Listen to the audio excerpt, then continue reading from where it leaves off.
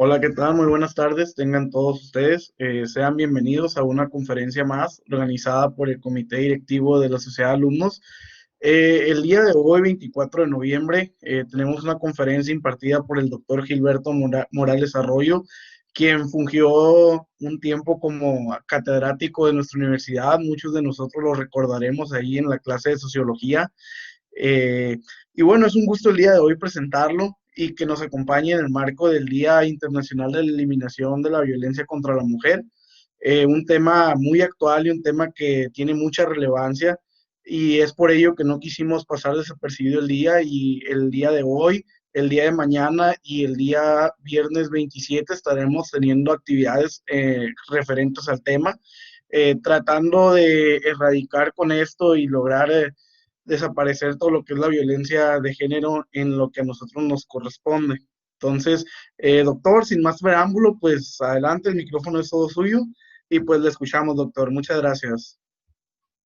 Hola, hola, espero me escuchen bien, me vean, si es que se puede ver esto. Eh, bueno, pues no sé si haya estudiantes aquí que tomaron clase conmigo. De ser así, pues me da mucho gusto saludarles. Este, bueno, pues agradezco a Gerardo López, sí, que sí fue uno de mis estudiantes. Eh, Parece ser que en el penúltimo semestre de del tiempo que estuve en Mexicali, en el Instituto de Investigaciones Sociales. Bueno, pues me da mucho gusto saludarles a todos y a todas ustedes. Gerardo me escribió hace unos días para invitarme pues, a compartir con ustedes una charla, una suerte de conferencia eh, en torno a el día conmemorativo que se celebra mañana para la eliminación de la violencia o todas las formas de violencia contra las mujeres. Es conocido por ustedes, por mis estudiantes, por quienes fueron mis estudiantes, que pues yo, digamos, comparto y utilizo el discurso, la teoría feminista y la perspectiva de género para hacer mi trabajo de investigación y para hacer mis labores de docencia, ¿no? Entonces, me dio mucho gusto aceptar la invitación, pero también antes de eso, pues le pregunté a Gerardo, le hice un par de preguntas, lo cual iba a condicionar mi participación en pues, en este evento para ustedes, y se las comparto ahorita para que vean más o menos por dónde va a ir la charla. La primera pregunta que le hice a Gerardo fue si en esta sesión iba a haber más de una persona, o sea, más, además este, de mí, si iban a haber más personas. Me dijo que no, que será eh, solamente iba a estar yo de manera exclusiva. Y la segunda tenía que ver con que, ¿por qué no invitó a una mujer, a una académica, que en Mexicali las hay? Yo tuve la oportunidad de colaborar con varias colegas en el instituto, por ejemplo, con la doctora Lía Niño, pero pues no solo está ella, está Paola Ovalle, está la misma Elsa Muñoz allá en la Facultad de Ciencias Humanas. Eh, Estoy seguro que en la Facultad de Derecho también hay mujeres que se pueden declarar feministas y que tienen un discurso en favor de la eliminación de la violencia en contra de las mujeres, ¿no? Eh, ¿Y por qué hice esas preguntas? Porque pues no deja de ser extraño que un hombre hable de estos temas y más en este tipo de contextos, ¿no? Ustedes sabrán que si ven las redes sociales, sabrán que pues incluso hay muchas veces que se organizan eventos, por ejemplo, para hablar del aborto o para hablar sobre la importancia de las mujeres o la importancia de la inclusión de las mujeres eh, en el espacio político. Y este tipo de eventos, por lo regular, eh, están presididos por hombres, ¿no? O en su mayoría, si no es que toda la mesa está precedida por hombres, en su mayoría son hombres quienes están compartiendo la mesa, ¿no? Eh, y pues entonces resulta interesante eso, resulta interesante ver por qué, si se va a hablar con respecto a las mujeres, ¿por qué no incluir a las mujeres? Eso, y podemos decir de inicio, es una es un tipo de violencia que podemos caracterizar como violencia epistemológica, es decir, invisibilizar el discurso de las mujeres o no darles espacio a las mujeres en temas que son de relevancia social y, por otro lado, digamos de manera más específica en temas que les conciernen a ellas, ¿no? Como pues, se los acabo de citar, cuestiones que tienen que ver con el aborto, cuestiones que tienen que ver con los temas de paridad o la importancia de la inclusión de las mujeres en el espacio público, etcétera, o la violencia en este caso, ¿no? Ahorita por lo que estoy escuchando van a haber más eventos, espero que en estos eventos que supongo van a ser de este tipo, dado que el mundo se acabó por la pandemia, pues entonces sí haya un espacio para mujeres, ¿no? Entonces, dicho esto, voy a proceder. La verdad es que fue muy poco el tiempo que tuve como para pensar y tratar de escribir algo que les puedo compartir a ustedes. Voy a proceder a hacer una pequeña charla sobre un tema que me parece fundamental y que quiero compartir con ustedes, que es el tema de los pactos patriarcales. Eh, Pactos patriarcales como fundamentación de la violencia en contra de las mujeres. Voy a tratar de hacer una exposición más o menos clara que refiera al derecho, un tema que a ustedes les concierne porque están estudiando eso, y van a ver cómo esto tiene que ver con justamente temas de justicia, temas de castigo, temas de definición de subjetividades, que es algo que el derecho hace, ¿no? Posteriormente, no será una sesión muy larga, porque pues supongo que ya tuvieron actividades en el día o estarán haciendo otras cosas. Eh, lo que me interesa más bien es que se abra un espacio. Me parece ser que la dinámica para que no todo el mundo tome la palabra sea por medio del chat, pues un espacio de preguntas y de respuestas, ¿no? Quiero decir que podamos como compartir y construir el conocimiento, que yo sostengo el conocimiento se construye de manera colectiva. Entonces, pues sin más, al final les daré unas recomendaciones como, por ejemplo, les invito a que repiensen, pues en este caso ahorita Gerardo, que es una persona muy inteligente, una persona muy capaz, sin duda uno de los mejores estudiantes que tuve, que ahorita creo que ocupa un lugar particular, preponderante en esta asociación de alumnos, o sociedad de alumnos creo que se llama. Me gustaría invitarles a que repiensen, ¿por qué no llamarle sociedad de estudiantes, ¿no? Y que entonces sea un poco más, o que más bien sea inclusiva y que no entendamos todo en masculino. En este, digamos, universal masculino, en aras, quizá ustedes, si quieren lo podemos discutir, en aras de utilizar el lenguaje incluyente, que para muchos de ustedes, yo tengo a muchas y muchos de ustedes en mis redes sociales, en Facebook, por ejemplo, y veo que algunas estudiantes que yo tuve se burlan del lenguaje incluyente, y me parece un poco lamentable y que se puede discutir, ¿no? Entonces, en aras de utilizar el lenguaje incluyente, les invitaría a que reflexionaran y pensaran por qué no llamarle a su organización, pues, sociedad de estudiantes, y en esa medida no dejan de utilizar el universal masculino y hacen incluyente su sociedad, porque supongo que también participan mujeres, ¿no? Entonces, eso, entre otras cosas, como el lema de su universidad, un lema que cuando yo estuve laborando en la misma, pues junto con la doctora Lía Niño, pues intentamos de nueva cuenta eh, hacer reflexionar a nuestra comunidad cimarrona el hecho de que se podía hacer más incluyente todavía la universidad, cambiando el lema eh, eh, por el pleno desarrollo del ser humano y dejar a un lado el imaginario de que cuando hablamos de hombre nos referimos al género humano, este, pero bueno, han existido algunas resistencias, que son resistencias que se entienden, que se pueden explicar y que, bueno, la charla que les voy a compartir ahorita pues será quizá unos fundamentos teóricos para que se pueda explicar este tipo de cuestiones, ¿no? Este tipo de resistencias. Hace unas semanas entregué un artículo que me pidieron para un libro colectivo que particularmente tenía que ver con esto que no sé si ustedes han escuchado hablar de los estudios de las nuevas masculinidades. La verdad yo no comparto muchas de las cosas que realizan los estudios de las nuevas masculinidades porque justamente lo que hacen es invisibilizar el contexto y la producción teórica del feminismo. Entonces lo que hice fue un artículo que más o menos les voy a hoy a compartir de qué va ese capítulo, de qué va esa investigación que realicé, justamente desde el lado del tema de los pactos patriarcales como fundamentos de la violencia hacia las mujeres, ¿no?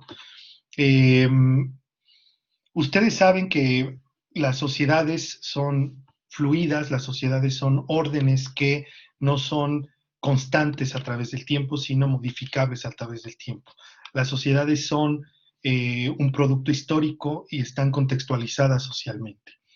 Esto quiere decir que cada sociedad genera modos particulares de significados que las organizan, y entre esos modos particulares de significados están los marcos jurídicos, es decir, aquellos marcos que se implementan para establecer un orden y al mismo tiempo para establecer modos de penas, establecer modos de castigo a aquellas personas que transgreden esos marcos, ¿no? Digamos, para resguardar el orden social.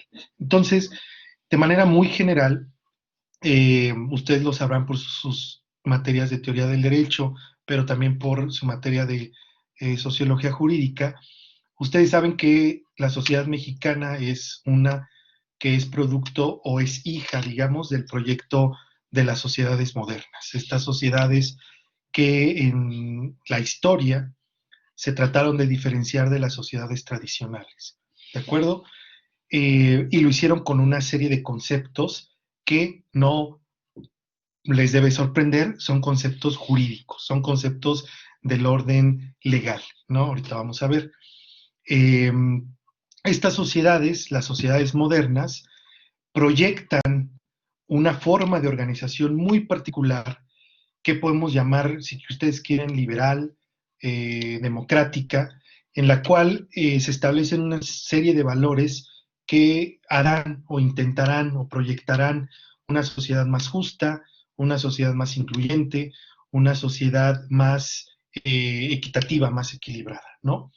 Frente a otro tipo de sociedades que se pueden denominar sociedades tradicionales, cuyo orden social muy particular, decimos, están fundados en algo que llamamos desigualdad natural. En las sociedades, digamos, si quieren ustedes localizar un punto histórico de las sociedades tradicionales, frente a las cuales las sociedades modernas se construyen, o contra las cuales las sociedades modernas se construyen, lo podremos ver, por ejemplo, en estas sociedades que forman parte de lo que se conoce como eh, el mundo antiguo o el mundo medieval. La Europa esta que se le conoce como la Edad Media, el mundo de la oscuridad, ¿no? Un mundo muy particular que empieza a cambiar a partir del siglo XV, siglo XVI, con una serie de acontecimientos históricos. Particularmente quiero comentarles o exponerles uno que es uno que ustedes seguramente conocen, y en ese sentido la exposición va a ser un poco más sencilla, ¿no? Por una serie de planteamientos que podemos denominar como el proyecto de la Ilustración o el siglo de las luces, ¿no? ¿Qué son el siglo de las luces? ¿Qué es el siglo de las luces? Pues es un momento histórico particular en el cual un grupo de seres humanos empiezan a arrojar una serie de ideas del orden de la razón para fundamentar un nuevo orden político y social. Frente a un orden que es el medieval, el de las sociedades feudales, donde una persona que nace, por ejemplo, en una familia de herreros, va a ser herrero por toda su vida. En una sociedad donde una persona que nace siendo hija de pescadores y pescadoras, toda su vida va a ser una persona que se va a dedicar a la pesca. Una sociedad donde una persona que nace siendo plebeya, toda su vida va a ser plebeya. Una sociedad donde una persona nace en la familia real, en la familia del monarca, está destinada a mandar, ¿no? Está destinada a gobernar. Se dice entonces que incluso, no sé si ustedes por las series que ven, por ejemplo, Games of Thrones, Vikingos, bueno, Vikingos no tanto, pero se dice entonces que la sangre es destino, ¿no? Incluso la realeza, se dice, tiene en ese momento histórico, tiene sangre azul, ¿no? Una sangre de un color diferente al de la mayoría de la población que está destinada a obedecer. Si se dan, si se dan cuenta entonces, tenemos una desigualdad que es natural.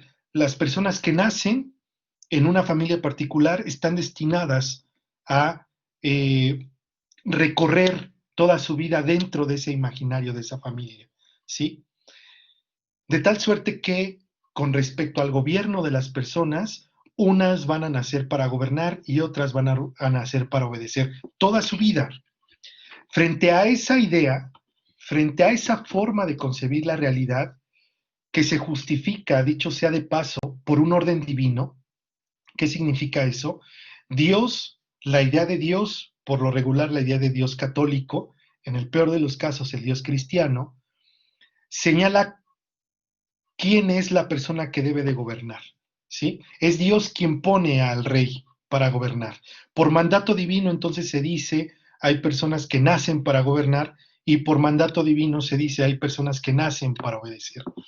En ese sentido, y frente a esas ideas, el siglo de las luces, el siglo de la ilustración, que deviene de todo un periodo histórico muy particular como es ustedes ya saben, el Renacimiento, como es el descubrimiento del continente americano, la conquista del continente americano. Digamos, estos hechos particulares hacen que a partir del siglo XVII una serie de intelectuales, filósofos, juristas, eh, politólogos, si lo podemos llamar así, desde Maquiavelo hasta Denis Diderot, ¿sí? Una serie de pensadores establecen una serie de conceptos con los cuales pretenden desmontar la desigualdad natural que reina en el mundo feudal. Particularmente quiero hablarles de dos conceptos que vienen de dos corrientes diferentes. Por un lado tenemos el justnaturalismo, seguramente una corriente de pensamiento que ustedes muy bien conocen. Si yo les pregunto a ustedes qué significa justnaturalismo por ser estudiantes de Derecho, lo van a saber decir de manera muy pronta, incluso por su raíz etimológica. Justnaturalismo significa derecho, y pues natural, del derecho natural, ¿no? Y por otro lado tenemos toda una corriente que se le puede denominar contractualismo moderno. Fíjense ustedes, otro concepto jurídico, contractualismo moderno. ¿Qué quiere decir esto? Una serie de pensamientos, una serie de conceptos que plantean el origen del poder político. Y ahorita les voy a hablar de esto. Primero quiero exponerles el justnaturalismo. A grandes rasgos, el concepto que quiero, digamos, compartirles, ¿no? ¿Qué es el justnaturalismo? Pues es una corriente filosófica, jurídica, política, si ustedes quieren, que sostienen que el ser humano, por el simple hecho de ser ser humano, nace con tres características fundamentales. Nacen libres, nacen iguales y con la misma capacidad de razón que los demás seres humanos. ¿Se dan cuenta? Con este concepto del justnaturalismo, del derecho natural, ¿sí? Digamos, un concepto de razón que se recupera del mundo helénico clásico, porque ya, digamos, en el mundo helénico, en el mundo griego, ya existía una idea de racionalización, porque había hombres libres, pero ojo, eran hombres libres, ¿no? Existían esclavos, ¿sí? Pero también existían hombres que no eran libres, digamos, eran aquellas personas que eran consideradas bárbaras en el mundo griego, pero tampoco las mujeres eran consideradas hombres libres, ¿no? Lo que hacen los naturalistas, entre ellos, por ejemplo, Rousseau, ¿no? El mismo John Locke, Thomas Hobbes, John Payne, ¿sí? Van a plantear un concepto con el cual van a poder establecer un rasero de igualdad en todas las personas, de tal forma que frente a una desigualdad por naturaleza que existe en el mundo feudal del que están saliendo esas sociedades, ¿sí? Frente a esa desigualdad que está dada por el lugar de nacimiento, por la familia en la que se nace, ¿sí? Se plantea una idea en la que sostiene que no importa las características sociales, las características físicas, las características raciales, las características religiosas, identitarias, no importa nada de eso. El ser humano, por el simple hecho de ser humano, es libre e igual a todos los demás seres humanos. ¿Sí? Ojo, el justnaturalismo no plantea una igualdad en términos de que yo soy igual, por ejemplo, a Gerardo, no veo más nombres por acá, pero voy a citar a los estudiantes que recuerdo, que yo soy igual a Iván, que yo soy igual a Sergio, que yo puedo ser igual a Karina, que yo puedo ser igual a Alejandra, ¿sí? Porque soy ser humano, entonces soy libre y soy igual a esas personas, ¿de acuerdo? Esto no quiere decir que yo no, que yo, Gilberto Morales, o que aquí veo a Nancy Judith León, o que Fabiola Lisset Macías, o que Mariana López, o que José Ezequiel Barreras, no quiere decir que esas personas sean diferentes entre sí, que tengan gustos, que tengan ideas, que tengan una religión particular, un color de piel particular, que pertenezcan a una clase socioeconómica particular, ¿no? Que estén estudiando derecho, pero que también puedan otras personas estudiar filosofía, contabilidad, etcétera, etcétera. Los naturalistas no dicen eso. Los naturalistas dicen que ante todo ser humano debemos actuar como si tuvieran la misma capacidad de ser libres. Todo ser humano es capaz de ser libre. ¿Se dan cuenta? Esa es la igualdad que plantean los naturalistas, la capacidad de ser libres. Somos iguales en tanto tenemos todas ustedes y todos ustedes la misma capacidad de ser sujetos libres. Y eso es muy importante. ¿Por qué?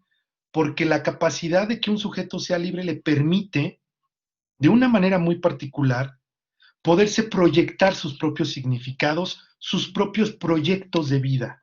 De tal suerte que si una persona nace dentro de una familia de herreros, puede elegir ser herrero, pero puede elegir no serlo. Es decir, no sucede lo mismo que sucedía en las sociedades feudales, en las sociedades así denominadas como tradicionales. ¿Se dan cuenta? ¿Por qué? Porque ahora ya no tenemos un designio divino. Ya Dios no es quien decidió qué va a ser de cada persona por el lugar en el que nace. El ser humano, en tanto que tiene una capacidad de razonamiento que lo hace ser capaz de ser libre, tiene esa capacidad de autoproyectarse sus propios significados. ¿Se dan cuenta? Estas características, la característica de ser un sujeto libre, igual y con las mismas capacidades de razón, ¿sí? Son fundamentales para el otro planteamiento de otra corriente filosófico jurista, digamos, la política, que es el contractualismo moderno. ¿Qué es el contractualismo moderno? Es una corriente filosófico, jurídica, política, que plantea que toda institución política, ¿qué quiere decir esto? Que toda institución que está mandada a gobernar, que podemos llamar incluso ya Estado moderno, ¿sí? Toda institución política nace o es producto de un pacto social, de un contrato social. De ahí el nombre del libro más famoso de Jean-Jacques Rousseau, El contrato social, ¿sí? Toda institución que se jacte, que quiera, que pretenda gobernar, todo arreglo institucional que pretenda mandar sobre otros sujetos, tal como el Estado, ¿sí? Necesariamente tiene que ser producto de un contrato social. ¿De acuerdo? ¿Qué significa esto? Significa que frente a las sociedades tradicionales, ¿sí? No hay un designio divino que manda a unas personas con capacidad de gobernar a las demás como el monarca, ¿sí? Sino por el contrario, es el mismo ser humano con su voluntad, porque es libre, de decidir quién lo va a gobernar. No lo va a decidir un ente tercero, un ente divino, lo va a decidir él mismo, ¿de acuerdo? Todo ser humano decide por sí mismo, por su capacidad de razón, quién lo puede, quién está capacitado para gobernar, ¿sí? Digamos que el ejemplo más claro de esto es, pues el voto, ¿no? El voto, pues, con el voto ustedes pueden hacer, eh, digamos, tomar una decisión muy particular, ¿no? No vamos a hablar ahorita de las críticas a la democracia representativa, pero pues me sirve como ejemplo, ¿no? Me sirve como ejemplo para poder decir cómo es que esto funciona, ¿de acuerdo? Eh, a modo muy, pero muy rápido, les voy a hablar sobre el modelo justnaturalista, contractualista de John Locke. ¿Para qué? Para que veamos hacia dónde quiero llegar, ¿no? Justamente, pues el tema que nos convoca, que es la conmemoración del Día eh, Internacional de la Eliminación de la Violencia en contra de las Mujeres, ¿no? Ahorita vamos a ver por qué es necesaria esta explicación. Digamos, la fórmula clásica del justnaturalismo y el contractualismo es la siguiente. Plantean un estado de naturaleza, un estado previo a un estado que tiene un origen en la voluntad de los seres humanos, un orden positivo, un orden tercero.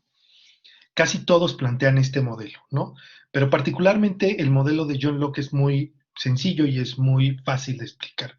John Locke sostiene que hay un estado de naturaleza donde todos los seres humanos nacen libres e iguales y con las mismas capacidades de razón.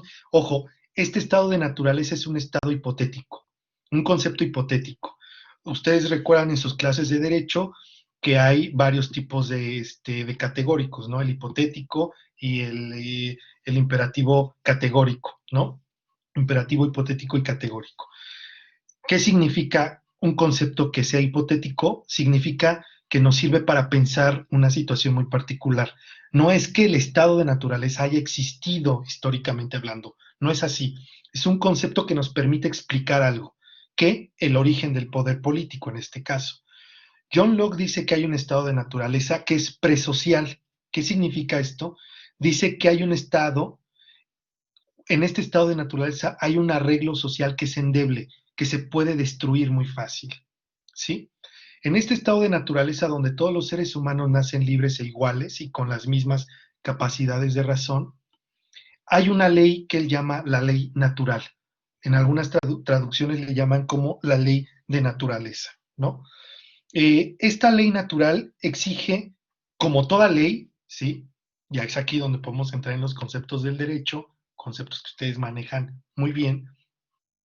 Es una ley que le dice, le dicta al sujeto en el estado de naturaleza dos cosas fundamentales. La primera es, cuida de ti y de tus pertenencias y cuida de la otra persona y de sus pertenencias, ¿sí? Tu vida vale mucho, cuídala. La vida de la otra persona vale mucho, cuídala. Tus pertenencias son fundamentales para tu subsistencia, cuídalas. Las pertenencias del otro ser humano son fundamentales para su subsistencia, cuídalas, ¿sí? Sin embargo, el ser humano es un ser de razón y puede transgredir esta ley natural. ¿Cómo la puede transgredir?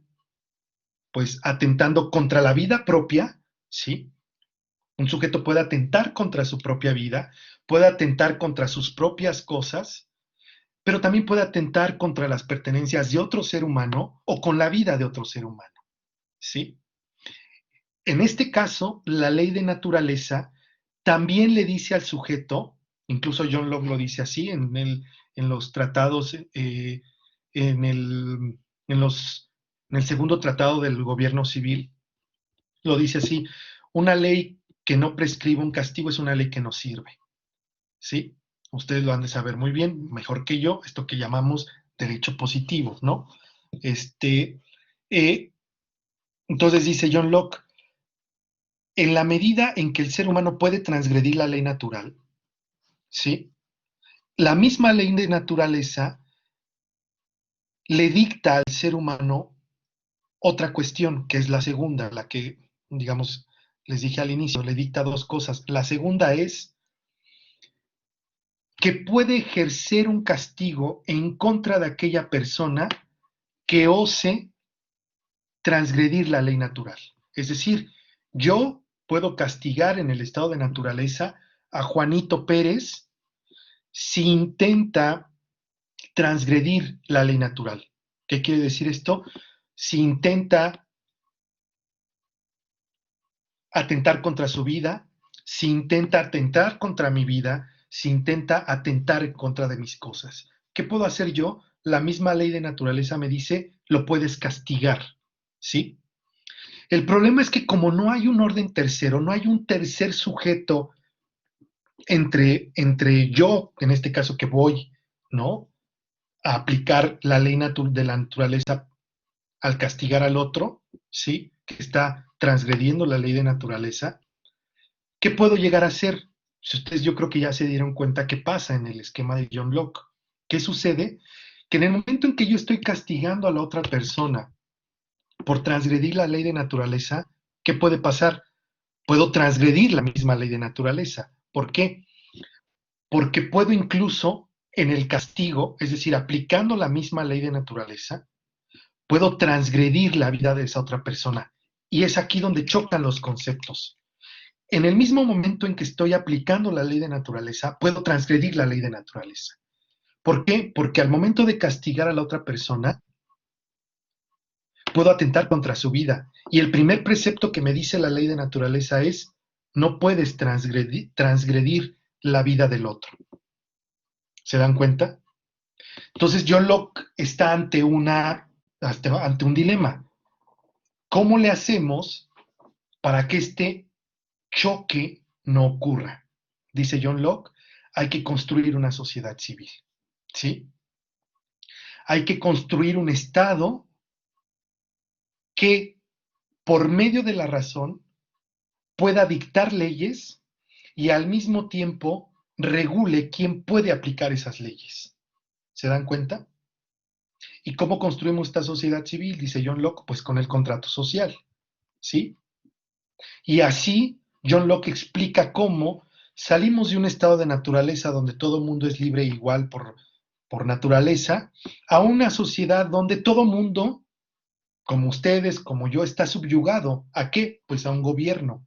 Pero es un gobierno que elegimos. En ese sentido, no estamos sometidos a un gobierno que lo haya impuesto un orden divino, por ejemplo.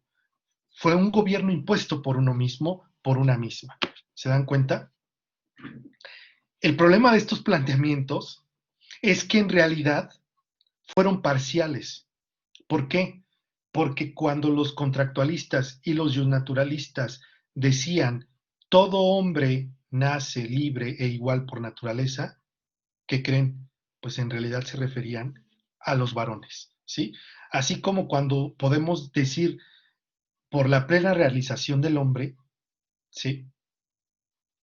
Cuando decimos la sociedad de alumnos, los contractualistas y los justnaturalistas se referían a un individuo muy particular, que era un varón, que era blanco, propietario, europeo, católico, en el peor de los casos cristiano, ¿sí? Que era ilustrado en el sentido de que tenía educación universitaria, ¿sí? A ese sujeto se refería el contractualismo y el justnaturalismo. A la par que están estos planteamientos, nace una corriente de la teoría social y política que es hija, digamos, esta corriente, de los mismos proyectos ilustrados, de la misma ilustración, y esto es el feminismo. El feminismo, dicen las autoras españolas como Celia Morós y como Amelia Valcárcel, es el hijo no querido de la Ilustración o es la senda no transitada de la Ilustración. En este mismo momento en que Locke, Rousseau, Hobbes estaban planteando esta serie de conceptos, hay una serie de pensadoras como Mary Wollstonecraft, como Mary Astle, como Olympe de Gauche, como eh, ¿cómo se llama? Ya les dije, Mary Wollstonecraft, que plantean una necesidad de radicalizar justamente el proyecto ilustrado, porque las mujeres fueron excluidas de esa idea de sujetos libres, iguales y con la misma capacidad de razón. Las mujeres en ese sentido no formaron o no pactaron, no son sujetos del contrato social. Ellas no pactan el contrato social. Antes bien, dicen las feministas, las mujeres son el objeto por el cual se sella ese contrato social, por medio de un contrato previo, pero que no cuentan los naturalistas ni los contractualistas, que se llama contrato sexual. ¿Qué significa esto? Que todo orden social, político, ya les dije desde el inicio que toda sociedad está contextualizada, está formada por contratos patriarcales, por contratos entre varones, y esto es entre hombres, ¿sí? Que establecemos un contrato con otros varones que necesariamente tienen que definir qué significa ser una mujer. Y para las sociedades modernas, el contrato social sexual definió ese lugar para las mujeres, definió las reglas sobre cómo se puede acceder al cuerpo de las mujeres. Y en la modernidad, este pacto patriarcal, digamos, el contrato social de los justnaturalistas y contractualistas, ¿sí?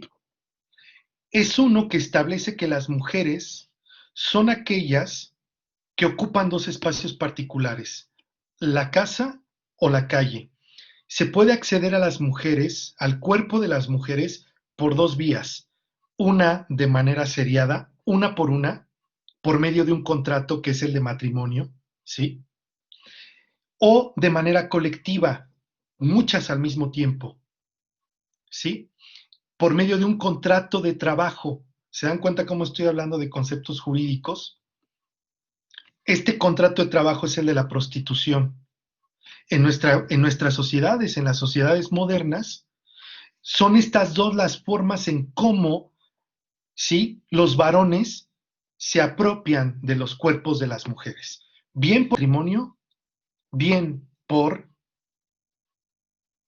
la prostitución. Bien por un contrato civil, bien por un contrato laboral. ¿Se dan cuenta? Pero ellas no firmaron el contrato social. No son sujetos del contrato social, antes bien son objetos de ese contrato. Las mujeres en nuestro país pudieron votar, es decir, pudieron elegir quién les gobierne.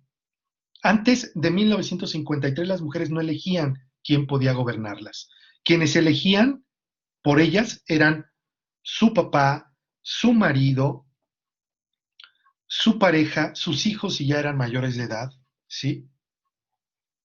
Los varones, ellas no podían elegir quién las gobernara.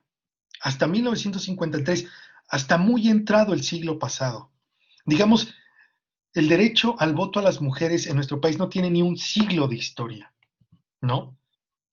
Cuando las sociedades ya tienen, voy a hacer algo medio raro, porque se me está acabando la pila, perdón. Cuando las sociedades, digamos, la historia de las sociedades humanas tiene muchísimos años, las mujeres pudieron elegir sus gobernantes hasta 1953, federales, porque quien sepa muy bien de la crítica a la democracia, ya habían en lo local, ¿no? Ya se podían elegir a nivel municipal, por ejemplo, en varios municipios de diferentes estados de la República, ¿no? Bien, ¿esto qué tiene que ver con la violencia en contra de las mujeres? Pues justamente de los que les quiero hablar es cómo este tipo de pactos patriarcales se establece todos los días, todo el tiempo entre los varones, ¿sí?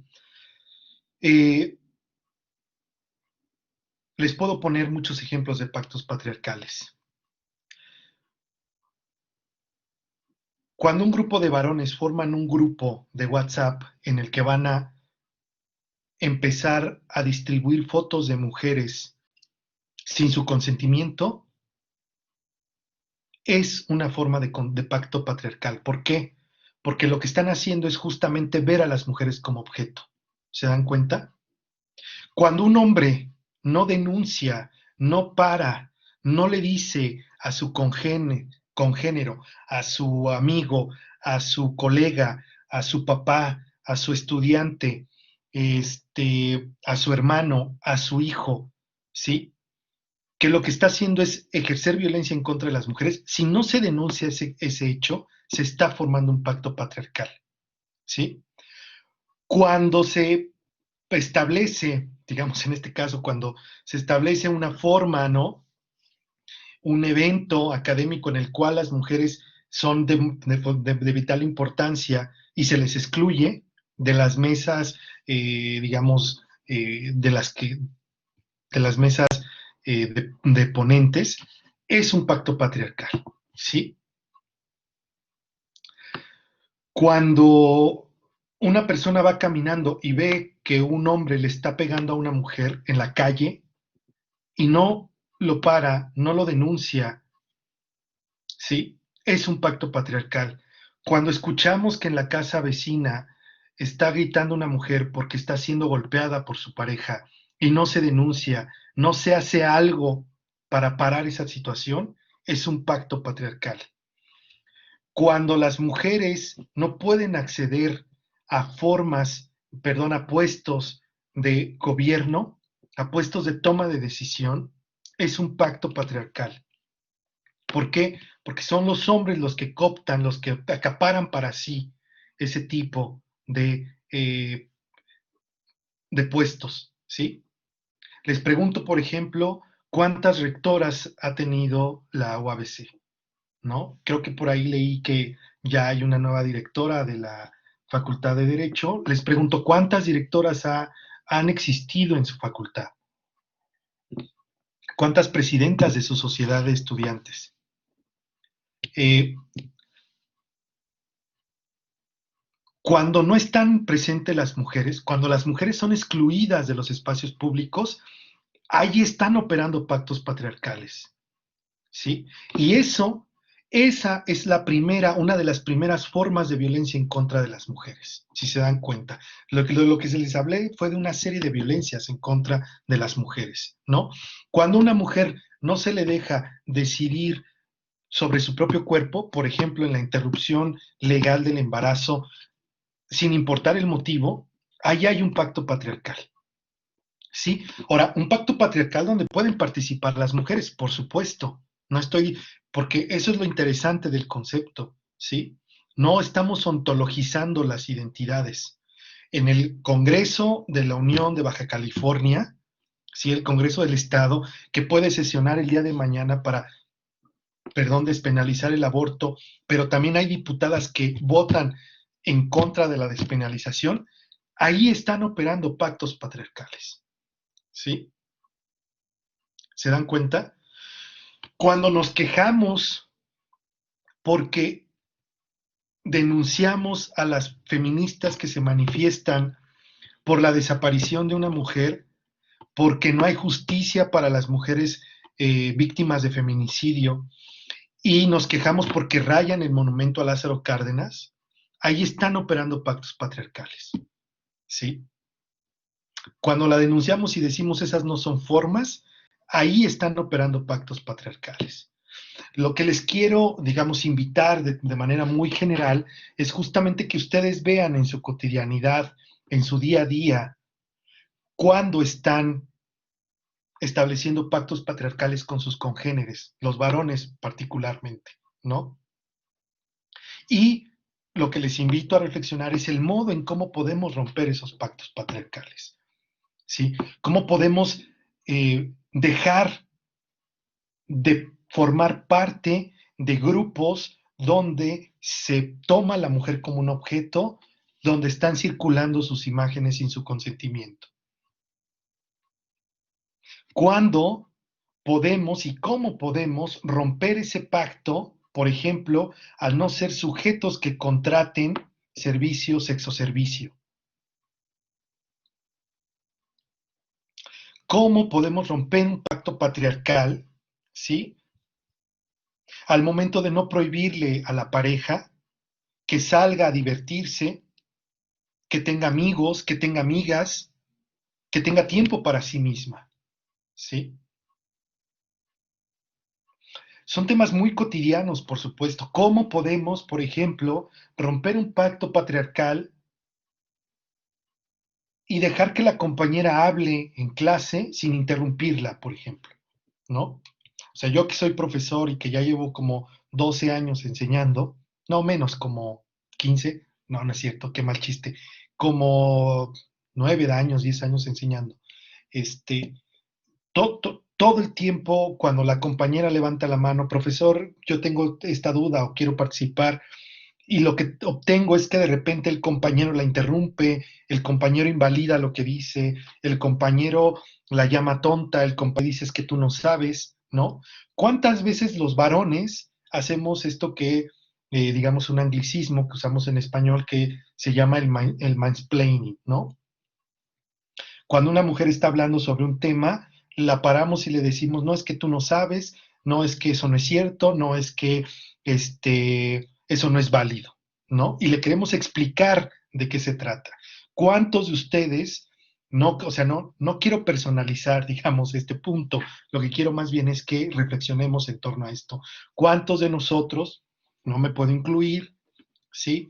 Interrumpimos a la compañera, a la pareja y le decimos, no, mira, las cosas no son así, las cosas son y se hacen así, ¿no? Cuando le ordenamos a la pareja qué hacer, qué no hacer, cómo vestirse, cuándo salir, a qué hora llegar, a qué hora no salir, etcétera, etcétera, ¿sí? ¿Cómo podemos salir de un pacto patriarcal, sí? De tal manera que las estudiantes y los estudiantes se unan para también poderle exigir a sus autoridades que su lema está mal, que el lema no debe de decir hombre, debe de decir ser humano. Y no nos quita nada de veras poner una palabra de más. No nos quita nada. Al contrario, ganamos mucho. ¿Cómo podemos romper pactos patriarcales para poder establecer ya por fin un protocolo de atención en contra del acoso, prevención y atención del acoso y el hostigamiento en su universidad? Cuando yo estuve en la UABC, participé varias veces en esta petición de que el protocolo se implementara, porque tenemos lamentablemente colegas, tenemos estudiantes, tenemos gente que está acosando a nuestras estudiantes, a nuestras alumnas, a nuestras colegas, ¿sí? Y tenemos que hacer algo en torno a eso, tenemos que actuar frente a esa situación, ¿sí? ¿Qué podemos hacer? ¿Qué podemos hacer? Pues podemos unirnos, podemos unir fuerzas, podemos exigir, ¿no? Bueno, ya me enteré hace poco que ya por fin está operando o entró en vigor su protocolo, ahora hay que usarlo, ¿no? Y ustedes que son abogados y que son abogadas, ¿cómo podemos romper pactos patriarcales para que la justicia a las mujeres sea como debe de ser la justicia? Equitativa, pronta, rápida, ¿no? Imparcial, ¿sí?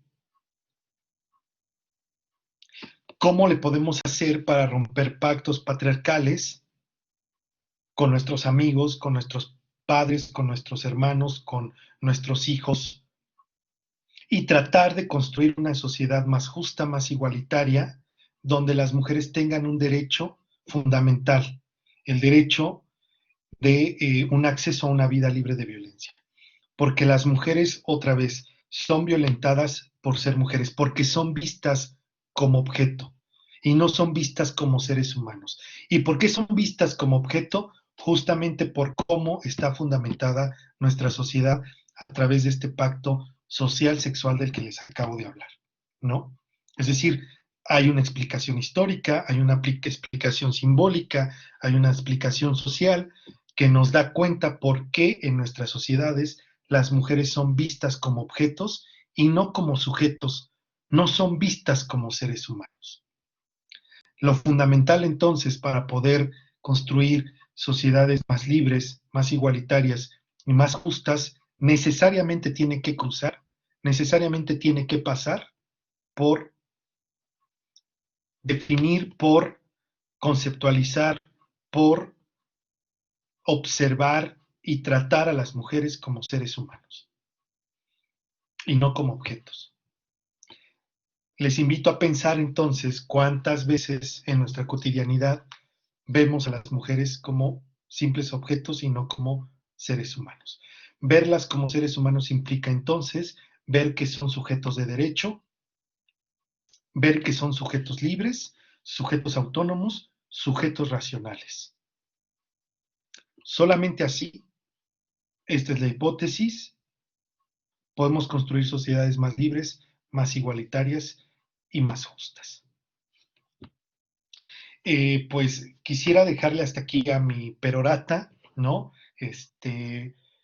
No sé si se puede abrir el chat por si alguien tiene alguna pregunta, por si alguien tiene alguna duda, este, no sé, algún tema que quieran que profundice, o pues simplemente ya para decir adiós, no sé, ustedes díganme. Muchas gracias, doctor. Bien, tenemos el chat abierto para todos aquellos alumnos que tengan algún comentario, alguna duda, alguna pregunta. Pues aquí tenemos el chat abierto. Adelante, compañeros Y compañeras, ¿no? y compañeras, efectivamente.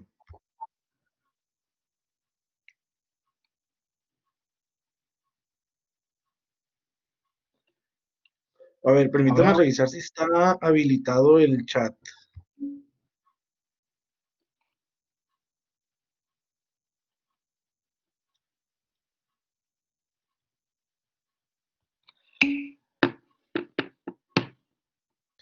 Muy bien, doctor. Tenemos una pregunta de parte de la compañera Jessica Ansovino. Dice, ¿qué piensa de las protestas? ¿Está bien a su parecer?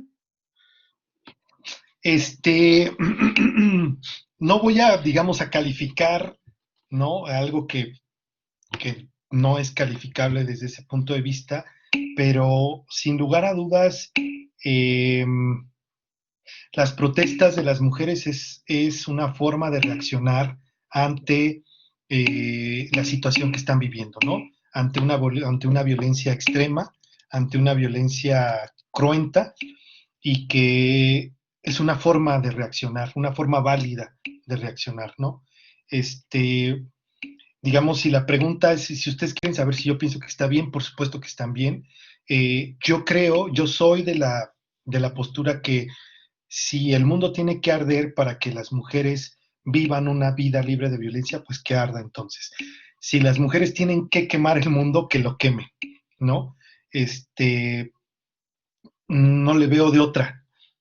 eh, en diferentes foros, pláticas, exposiciones en las que he asistido como oyente, me doy cuenta que muchas feministas dicen, hemos tocado puertas, hemos denunciado, hemos levantado denuncias, siempre hemos establecido los mecanismos legales, los mecanismos pacíficos y nunca se nos escucha. La noticia de ayer fue que una mujer, una joven, fue hallada muerta y digamos, trascendió que esta persona denunció 16 veces ante el Ministerio Público violencia por parte de su pareja, nunca se procedió y un día amaneció tirada en la calle, ¿no? Eh, Asesinada por su pareja, asesinada por esa pareja que ya había denunciado y que nunca procedió. Entonces, está bien que protesten, por supuesto, porque de otra forma parece ser que las cosas van a seguir igual, ¿no? Entonces yo creo que está bien. Muy bien, doctor. Tenemos aquí una serie de comentarios por parte de muchos de los compañeros. Muchas gracias por la conferencia, muchas gracias. Muy buena conferencia, gran conferencia. Tenemos aquí también una pregunta del compañero Daniel Moraguirre que dice, gusto escucharlo, doctor Gilberto. Me gustaría conocer su opinión acerca de la llamada Marcha de las Mujeres que se llevó a cabo en Versalles en tiempo de la Revolución Francesa. Esta marcha como, se puede catalogar como una marcha o un movimiento de índole feminista. Es una, es una marcha de índole feminista, pero es una marcha que también responde, digamos, a las necesidades de la revolución, por supuesto. El feminismo es una corriente del pensamiento social que tiene sus raíces profundas en Francia, pero no solo, también están las feministas inglesas, las alemanas, por supuesto, ¿no? Se puede catalogar, sí, sin duda, como una marcha feminista, como una marcha que intenta, el feminismo no pide, fíjense lo que dice Mary Wollstonecraft, las feministas no pedimos gobernar sobre los hombres, pedimos que las mujeres puedan gobernarse a sí mismas. Entonces, el feminismo no pide otra cosa más que justamente la, radicalizar el planteamiento de la ilustración. Todo ser humano nace libre e igual. Hay que plantearlo, hay que creerlo entonces, ¿no? Eh, no quiere un mundo al revés, no quiere un mundo donde las feministas no odian a los hombres, no se quiere un mundo donde los hombres vivan subyugados, se quiere un mundo donde de veras todas las personas tengan esta capacidad de ser libres, ¿no? Muchas gracias, doctor. Aquí tenemos otra pregunta de un compañero, el compañero Cristian. Dice, ¿qué tal? Mi nombre es Cristian Manuel, soy de primer semestre de la carrera de Derecho y quiero agradecer la excelente ponencia que acaba de realizar y quisiera saber su opinión de los funcionarios que están a cargo de levantar las denuncias, específicamente denuncias de mujeres, cómo actuar ante la ignorancia pues ahora sí que la ignorancia de los funcionarios al momento de hacer las denuncias o de no querer tomar la comparecencia o declaración de alguna mujer. Creo que aquí la respuesta es muy clara y muy sencilla, pero digamos difícil de aplicar. Yo creo que digamos, todos los procedimientos jurídicos, sea penal, civil, de todas las ramas, ¿no? Habrá unas que por supuesto no puedan aplicarse, pues, supongo que el mercantil, o el derecho internacional, pero seguramente sí habrá modos, pero todas las ramas o estas, materias que ustedes les llaman del derecho, se ha aplicado con perspectiva de género. Eso es fundamental. ¿Qué quiere decir eso? La perspectiva de género es una herramienta epistemológica que nos ayuda a visibilizar los cuerpos, las prácticas, los comportamientos, las necesidades de las mujeres. Primero.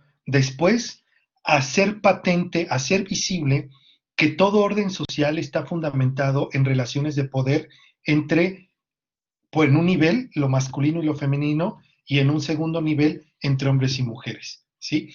Entonces, la perspectiva de género nos puede ayudar a establecer procesos jurídicos, penales, administrativos, civiles, etcétera, etcétera, etcétera, donde podamos hacer visibles a las mujeres. Entonces, esa es una primera exigencia. Y después, aplicar, primero, bueno, diseñar y después aplicar protocolos, ¿no? Eso es fundamental. Entonces, ustedes que tienen este derecho, este poder, porque es un poder, ustedes están estudiando una carrera que no es cualquier carrera, ustedes que tienen esta posibilidad, ¿no? De hacer derecho, de hacer leyes en algún momento, de aplicarlas, de interpretarlas, de operarlas, ¿sí? Es fundamental que ustedes mismos y que ustedes mismas establezcan como una necesidad prioritaria el hecho de que se tenga que aplicar perspectiva de género y protocolos de procedimientos. Eso es fundamental, ¿no? Muy bien, doctor. Leemos las últimas dos preguntas. Comenta el compañero Arturo Ortiz Mendoza. Dice, ¿cómo influyó desde el medio Evo e influye hasta el presente la religión sobre todo las tres religiones fundamentalistas, para mantener el pacto patriarcal? Es fundamental, muy, muy buena pregunta, este compañero, cuyo nombre ya olvidé.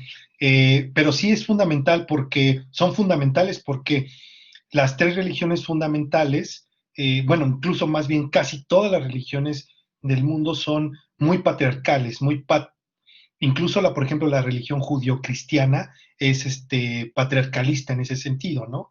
Que más que no Abraham como el gran patriarca, que no más que Israel como el gran patriarca, ¿no?